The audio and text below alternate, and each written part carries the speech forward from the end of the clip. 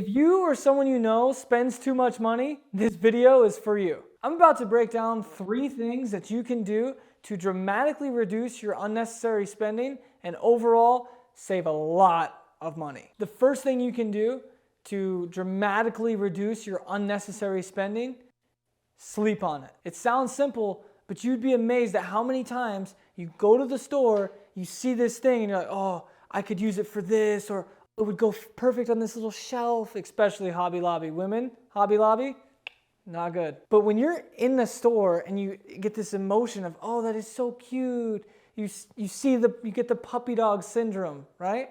And you just can't say no.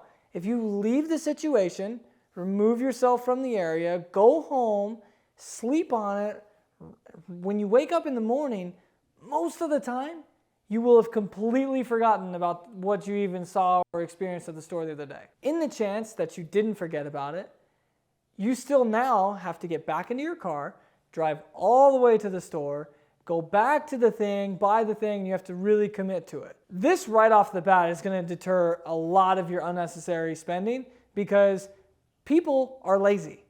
All of us are. We don't want to go back to, just for that one thing, even though you went there for nothing and you were going to buy that one thing yesterday. Today it's like, it's too much work. Forget about it. I don't really need it. When you use this, sometimes you'll think about it overnight, you sleep on it, wake up and you'll think, that would actually be a good purchase. I would really like that. It would make me happy or would help advance my life. Then you get back in your car, you go to the store and you buy it. It's okay to buy things, just don't buy them impulsively. The second thing that you can do to dramatically reduce your unnecessary spending, pay cash. When you pay cash for things, it has a different amount of pain associated to it than when you just stick a card in. Because when you stick a card in, you see the number on the screen, you're like, okay, whatever, I got money. You don't see your account going down. But if you have $20 and you have to give 18 to the person, it's like, 18, I get what, $2? $2 sucks. Maybe a couple of pennies that I'm just going to donate or throw away. Like, the amount of difficulty and pain that you feel buying things is a lot more when you pay cash. The second thing, when you are trying to just pay cash for things, when you run out of cash, you can't spend anymore.